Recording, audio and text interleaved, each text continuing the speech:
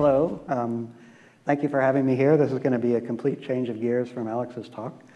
I'll speak about some observational tests of cosmology, not quantum cosmology specifically, but just the best we can do to approximate that. And nice to see so many visitors here in our lovely corner of the world as well, so welcome all of the out-of-town guests. My name's Gary Hinshaw. I've been here at UBC for about 10 years now, and working on some new projects. Started off in the COBE and WMAP projects at NASA Goddard long ago. So since I was asked to speak in a quantum cosmology session, I thought I should start off with a little truth in advertising. I have no idea what quantum cosmology is, and if I were smart, I would just stop the talk now and ask for questions. But I think I learned just enough from Alex's talk to be dangerous now, so I'll press on. So I'm going to focus on a few areas where I think, A, I have some expertise, that's always appropriate. B, I think that the community, the observational community at large, can make progress in the coming decade or so that's meaningful and interesting. And C, where that progress may in fact be pertinent to fundamental physics and perhaps even quantum gravity. No guarantees, though.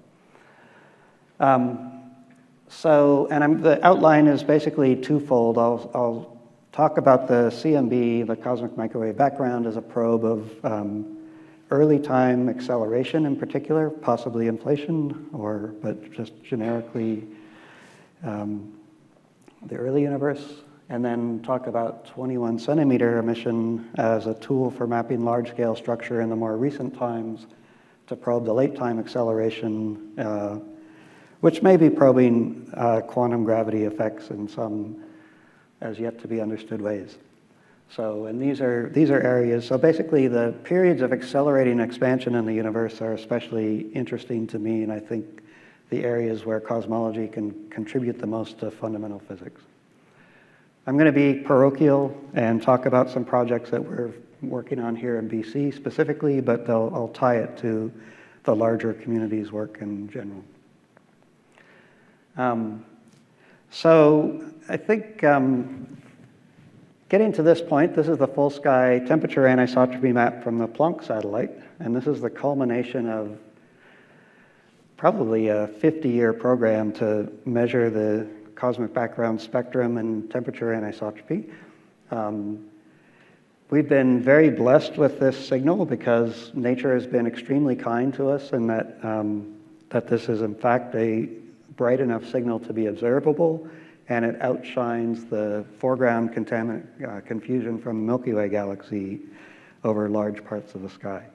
And so we've become kind of spoiled in a way that this has been such a gift, and that the properties of this anisotropy are so powerfully constraining in ways that I'll talk about. That period is probably coming to an end, those easy days of the last 50 years, because the road ahead, I think, is much more difficult, but not hopeless, or certainly not, definitely not hopeless, but challenging. So the real power of the temperature anisotropy in the CMB lies, I think, in the baryon acoustic oscillation signal.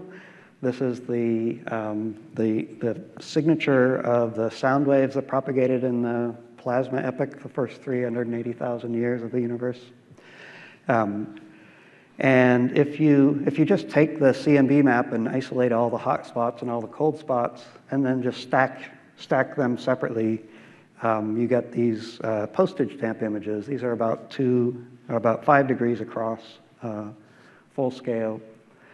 And so this shows you the average, the shape of the average hot spot and average cold spot. And of course, you see a hot spot and a cold spot in the center of each of these averages. That's not surprising. But you also see the ring-like feature of the acoustic signal coherently around that. And that's highly non-trivial that turned out that way. So this is telling us that the takeaways from the temperature anisotropy. So this is basically the real space analog to the angular power spectrum, which everybody shows after the map. I'm not going to show that spectrum just to be different. I like this version of it. But it's basically the real space version of the angular power spectrum. So the main takeaways from the temperature anisotropy are that the fluctuations are mostly, perhaps entirely adiabatic, which means that the initial fluctuations, delta rho over rho, in all the particle species were perturbed in phase with each other, with the same fractional amplitude to the limits of our ability to measure. And that's what produces this coherence of the ring-like feature in the BAO. So again, that's didn't at all have to turn out that way, but it's amazing that it did. And so the radial profile of this spot is where all of the predictive power for the cosmological parameters comes from, or the bulk of it.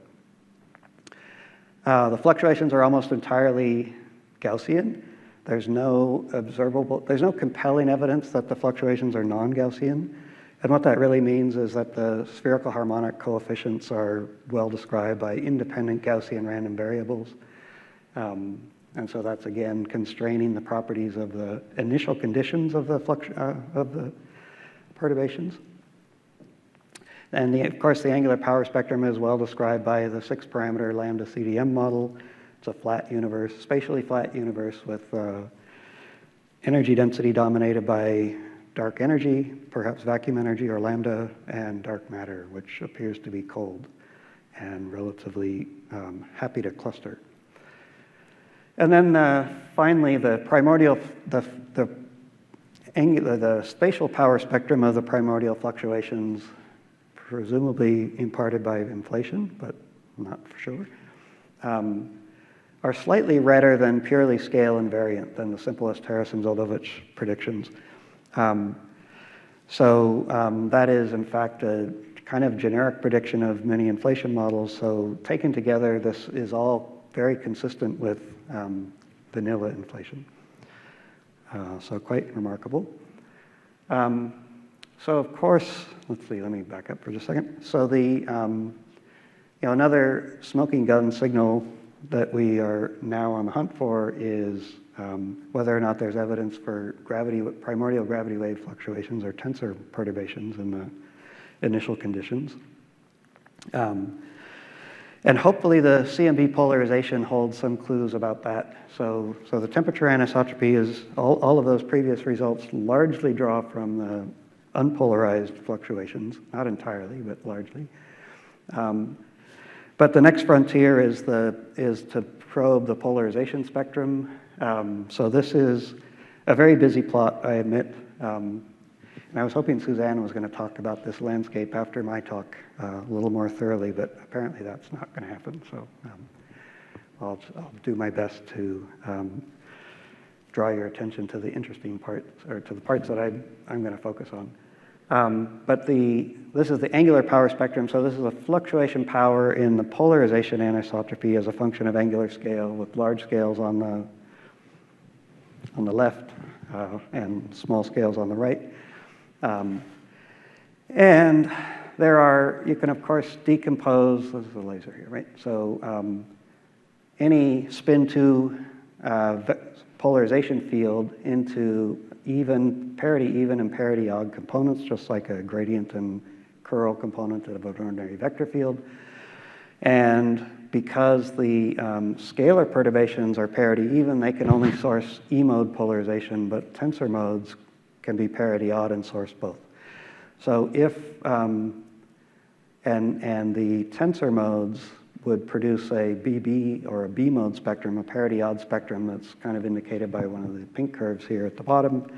And the parameter that sets the amplitude of that is essentially the ratio of gravitational fluctuations to gravity wave fluctuations to density fluctuations. So the best current limits on the amplitude of this contribution in the CMB polarization is from the BICEP experiment, which is the most sensitive CMB camera in operation today. They produce a limit of R of less than 0.036, which is the dimensionless ratio of the tensor perturbations to the scalar perturbations. So there's a great deal of interest in pressing further with this. It's possible that a detection of this signal is right around the corner, but it's also quite possible that it's beyond reach, depending. We don't really know what this amplitude is allowed to be. It could be zero. And so it's hard to say how this program is going to go in the coming decade, but stay tuned. One thing is very clear is that this measurement is going to be foreground dominated, the B mode, the search for the B mode signal. So this is just another view of the landscape. So this is the fluctuation power in the sky signal as a function of frequency now. So this is the foreground window in the CMB temperature anisotropy, where there's radio emission from the Milky Way on the low frequency side and thermal dust emission on the high frequency side. And there's this window around 100 gigahertz where all of the anisotropy measurements have been concentrated. And even at this relatively lowest WMAP frequency that's the most foreground dominated, the unpolarized fluctuations are visible at high and low galactic latitudes. That is not the case in the polarization. So the CMB fluctuation spectrum looks like this in temperature. In polarization, it's everywhere below the foregrounds. And this is the parity even component of the polarization. The parity odd component could be way down here somewhere. And so, or is almost inevitably down there somewhere. So it's going to be foreground dominated.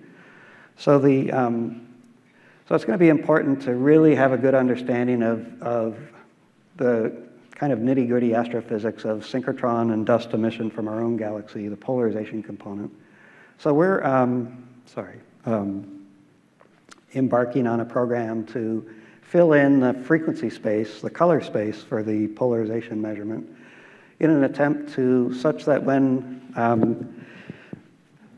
we have a better measurement of a parity odd signal in the polarization at 100 gigahertz, we have confidence that it's not coming from leakage from, say, synchrotron emission. So we're building something called the Canadian Galactic Emission Mapper, or CGEM for short. It's going to be a survey that's operated out of the Dominion Radio Astrophysical Observatory, which is about 4 hours east of here, with the intention of basically mapping, the polarization, the synchrotron emission, the polarized synchrotron emission in this frequency band as a aid to this B mode search. I think I'll go through this fairly quickly. The instrumental details it's a work in progress. But here's BC, of course, relief map. So DRAO is located in the Okanagan, again, about 4 hours east of Vancouver here. And like everything in Canada, it's all nestled close to the US border. And this is the DRAO site, satellite view. So the CHIME instrument, which I'll talk about next, is off to the southwest here. CGEM is going to be located up to the northeast of the campus. It's going to be a modest, fairly inexpensive 4-meter telescope, radio telescope that's going to sit inside a fairly sizable ground shield to protect it from terrestrial radiation. And it just sits on a simple telescope mount and spins continuously like a radar, airport radar kind of system. And given this scan geometry at just constant elevation around the zenith, the sight lines mapped out on the sky follow something like this, where they pass through. If we observe at 40 degrees off zenith, we pass through the north celestial pole every time we spin around, and that gives us kind of an anchor point for calibration. But we can also tip the telescope to different elevation angles and remap and cover a little larger fraction of the sky here to make about a half sky survey of the synchrotron emission. So this is actively being developed now. The optical design here is pioneered by Josh McEachern sitting in the audience here. This is it's an on-axis Single pixel system. The signal is bright enough that you don't need too many receivers to get a good signal to noise. And the mold for the dish is already sitting at the site at DRAO, and it's actually currently being cast. The composite dish is currently being cast as we speak, or is being laid up. The receiver is a fully digital system. It's a two polarizations. The left and right circular are sampled at 4 gigahertz. The product of these two is proportional to Stokes' linear polarizations Q and U. We have a prototype system on the bench in the lab here, and we're getting this, iterating on the design of this now. One of the big concerns with a measurement like this is RFI, same with CHIME, as I'll say. This is a map from the early days of the Coyote experiment, which was measuring similar signal at 11 to 13 gigahertz, so slightly higher frequency. The thing to point out here is this band of satellites. These are geostationary communication satellites, and they're actually in this frequency band, they're brighter than the sun. So this is a big problem for a measurement like this. It's just getting worse with the constellation satellites like Starlink. The sky is getting filled with these things. They primarily operate above 10.7 gigahertz, so we're optimistic that we'll be able to avoid the worst of that, and that we'll be able to do fine resolution RFI flagging with this system as we go. So that's that. And I'll just say that it's a work in progress. There's most aspects of the system are being developed. Some of them are in fabrication now, like the mirror and the telescope mount. And the plan is to be commissioning by next year sometime, and to start a regular observation shortly after that. So then I'll just turn to CHIME and probing late time acceleration. So like I say, the program to measure B modes is possibly going to be long and hard. Maybe it's just around the corner. Stay tuned for that. So let me just quickly turn to probing late time acceleration with 21 centimeter observations. So the big question there is, we know that the universe is accelerating today. And the conventional interpretation is that this is there's some dark energy component which has an equation of state which is roughly like the cosmological constant, if not exactly, and that its energy density is nearly constant in time and therefore comes to dominate at recent times as the matter and radiation dilute with the expansion of the universe. So the big question here is, what's the equation of state of this dark energy? Is it truly independent of time, the energy density, or does it slowly decay or rise? Somewhere in the band here.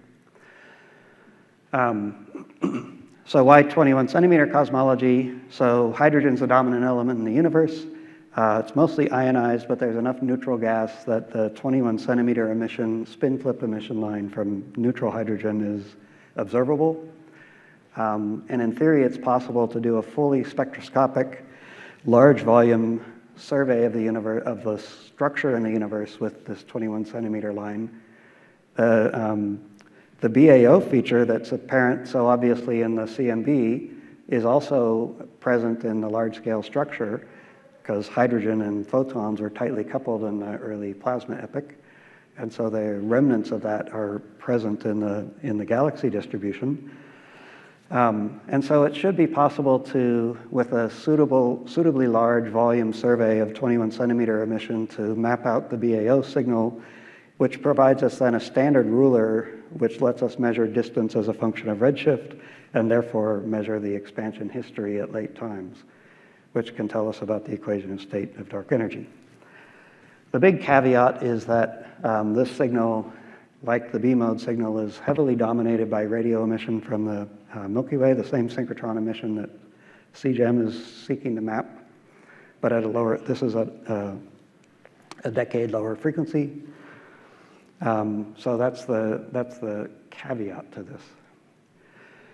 The hope And just to illustrate, this is a simulation where the 21 centimeter signal, a particular redshift slice is shown on top left there. It looks like a CMB map, not surprisingly, because it's the same kind of fluctuations.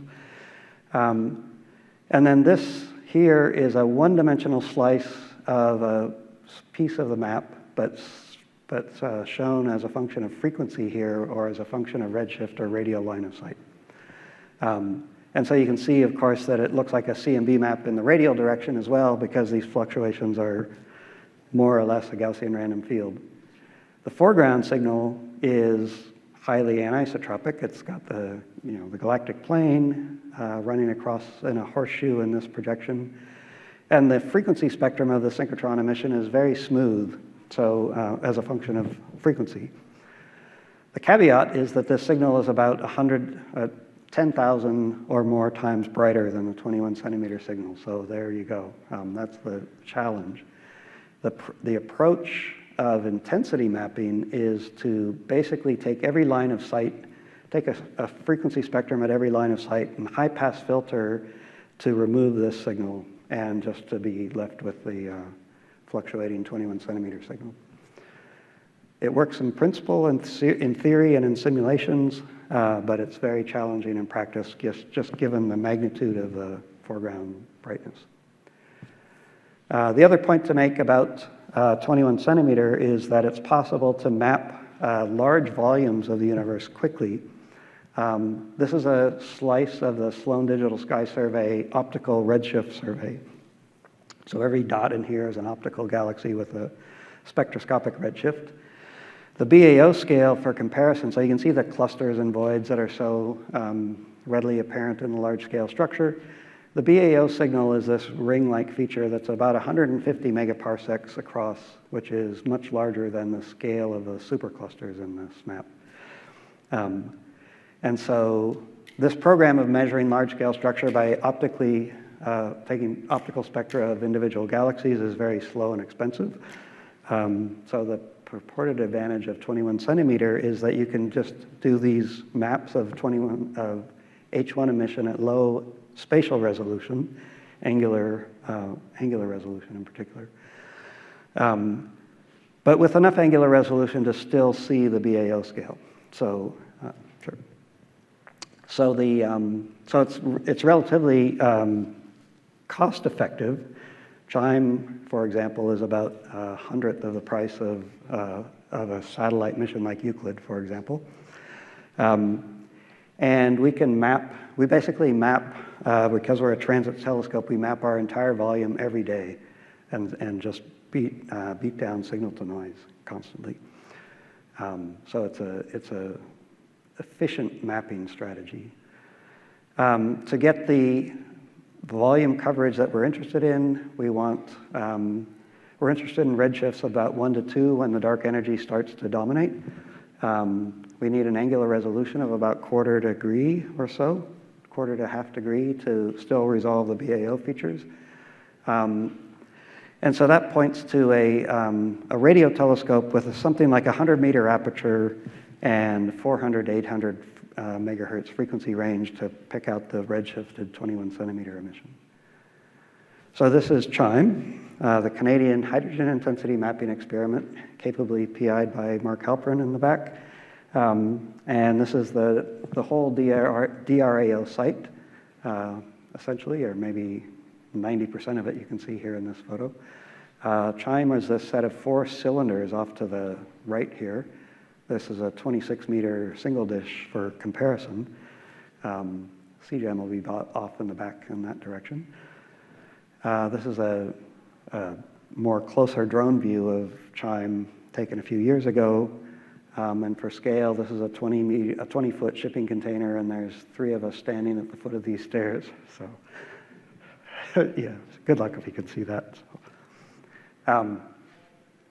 But it's quite impressive to visit, and those of you who are staying around for a while could take the drive up there and tour wine country and drive by CHIME on the way. So it consists of 4 100-meter long cylinders, parabolic reflecting cylinders, 20 meters across, so 80 by 100 meter collecting area. There's 256 dual polarization antennas lined along each of the focal lines of these cylinders. Frequency coverage I mentioned. The sky coverage is basically half the sky visible from DRAO. And it covers, given the redshift and aerial coverage, it's about 5% of the observable co-moving volume of the universe, in theory. So just to illustrate how it works conceptually, a single receiver sitting in the middle of one of these cylinders has a field of view which runs in a north-south swath. The cylinders are oriented north-south.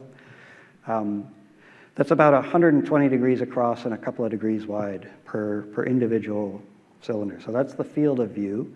And then the sky just rotates overhead every day, and you see this pass through our swath. So a single one of these would be a terrible mapping experiment because you'd have no idea where within this field of view your signal is coming from. So you need to do interferometry. So we take these 2048 receiver channels, synthesize synthetic beams from phased combinations of these. In practice, we just do full n-squared correlation of all 2048 by 2048 products and do a lot of on-site data compression to bring the 13 terabit per second data rate down to something manageable. So then you get essentially you can think of it as a suite of synthesized beams that fill the field of view, each one of which is seeing the sky rotate overhead every day. And this is the essential mapping technique. So, so the status is that we've got several years of data in the can now. We've started, our first flight was September 2017, so 5 years ago almost.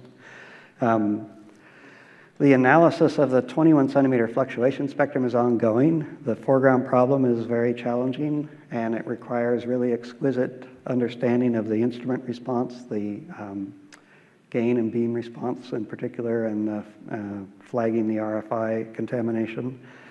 And the team is hard at work on these tasks as we speak. And we're optimistic to have an actual measurement of the of the BAO from 21 centimeter going forward, but the timeline for that is, I'm not making any predictions here today. We recently reported a detection of 21 centimeter in the CHIME data in cross correlation with galaxies and quasars measured by Sloan, and I'll just briefly show you the results of that. This was work that was spearheaded quite capably by postdocs Richard Shaw, Seth Siegel, and Simon Foreman. And all of us really, but they were the leaders. So these are this is the redshift distribution of the three classes of galaxies that we cross-correlated with as reported cataloged by Sloan. The most interesting one is the quasar sample, which covers almost our entire redshift volume, more or less uniformly, although the number densities they're fairly sparse in direction, but they're full coverage. So what we do is we stack. We basically take every line of sight direction, pull out the spectrum from the CHIME data in that direction.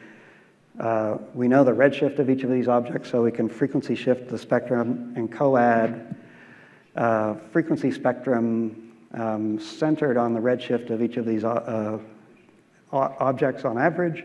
So this is basically the average signal associated with the average 21 centimeter signal associated with the collection of Sloan quasars, a very high signal to noise detection of that. The wings here are an artifact of how we high pass filter the data for galactic foregrounds. And then these other two categories of galaxies are lower signal to noise, but still a significant detection. So we're confident that we're actually observing 21 centimeter signal in our data, and the next challenge is to tease this out just from CHIME data alone rather than in cross-correlation with others.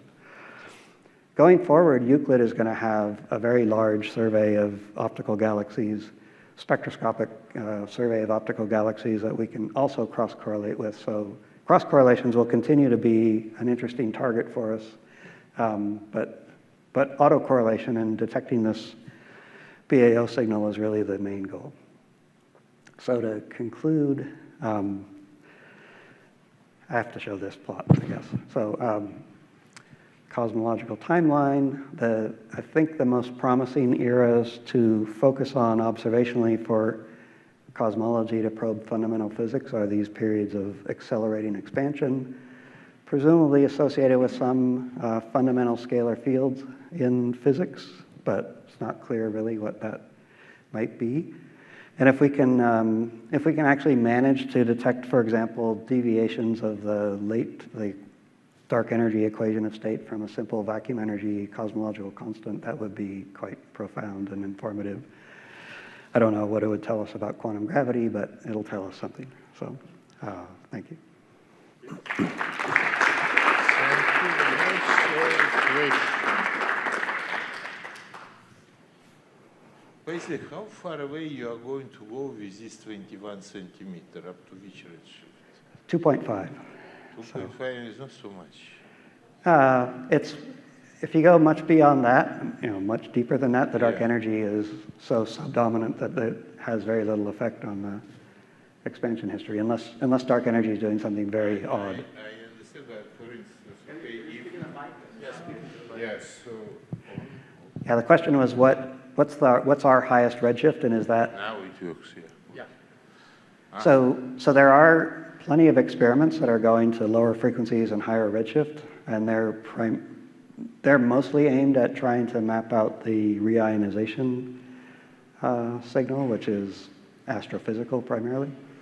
But if you have a reason to think that dark energy at Z of 4 is worth targeting, I'm all ears. So. No, but there was some very ambitious project to go nearly until recombination, okay, to disentangle this non-gaussianity. Yeah. So I was realistic. I don't think. So in theory, you'd like to go all the way out to back to recombination, map out the primordial fluctuation spectrum throughout space to the cosmic variance limit, and search for non-gaussianity. I agree that's very compelling. Yeah. I also think that's very challenging, and we should do that, but I'm not optimistic. And my understanding is that even if you could succeed observationally in that program, it's not clear that there's enough signal to noise in the fluctuation spectrum to actually probe an interesting non-gaussianity level. Yeah. But I would love to know more about that, if people think that's within next 100 years is 100 years. I'll give you 100 years. So. Okay, good. So. Okay. I'm willing to make promises anything beyond my retirement. So.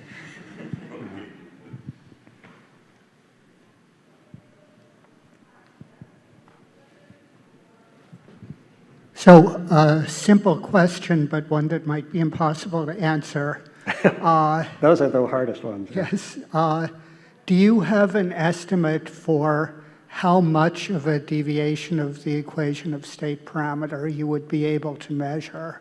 I didn't actually put a plot in that, but it's, well, I hesitate to make strong predictions based on the actual situation with the foregrounds, but on paper, it's about a delta W of about 0.01 in that range. Okay. But I mean, right now... I'm impressed. Yeah, but that's kind of in the best case scenario, I would say. And up until recently, I would have said, I don't know if that's interesting or not, because I don't know of fundamental theories that actually predict anything other than -1. But I think it's possible that that may change in the near future, right? With first principles motivations for scalar fields. Right. Your detection of the 21 centimeter around quasars gives you a measure of the mean mass density in neutral atomic hydrogen, which can be compared to the mass density we know is present in spiral galaxies. How do the two compare? So I think there's a lot of uncertainty in that omega B, or omega H1 rather, due to the fact that we don't necessarily know the bias and some of the nonlinear modeling effects that we have to tease out to get to get to that answer, but we essentially have kind of parameter combinations that include omega H1 that are well measured. And so if we can break a degeneracy with some of these nuisance parameters, then we can definitely nail that down quite well. So there's a combination that's very, very well measured. Good. And the details are in the paper.